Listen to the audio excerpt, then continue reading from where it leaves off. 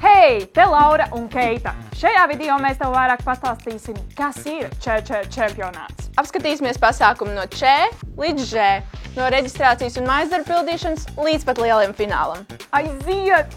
Kas ir čempionāts? Tas ir gada lielākais klašu saliedēšanās festivāls Latvijā.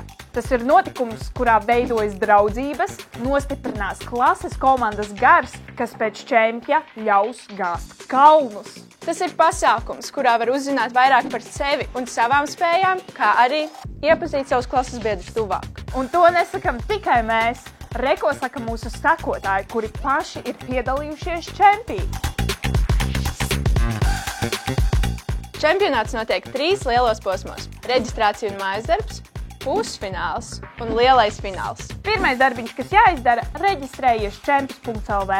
Tur izveido klases kontu un uzaicina visus savus klases biedrus. Pēc tam kopā ar skolotāju ir jāizpild mājasdarbs. Jo radošāk un interesantāk jūs to izdarīsiet, jo ir lielāka iespēja tikt uz nākamo posmu – pusfinālu. Pusfinālā katrai klasē tiks dots uzdevums, kur jāizpilda kāds kopīgs darbiņš, jāiemūžina un tad jāiesniedz čempis.lv klases profilā.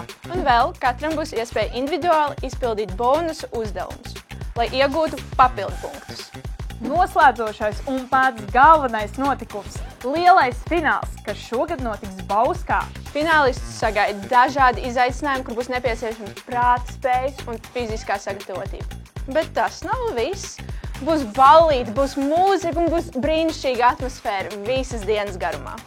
Piesakies lielākajam klašu saliedēšanās festivālam Latvijā. Un seko čempim Instagramā un TikTokā, lai nepalaistu garām jaunumus. Ar jums kopā bija Laura un Keita, speciāli ČČ TV.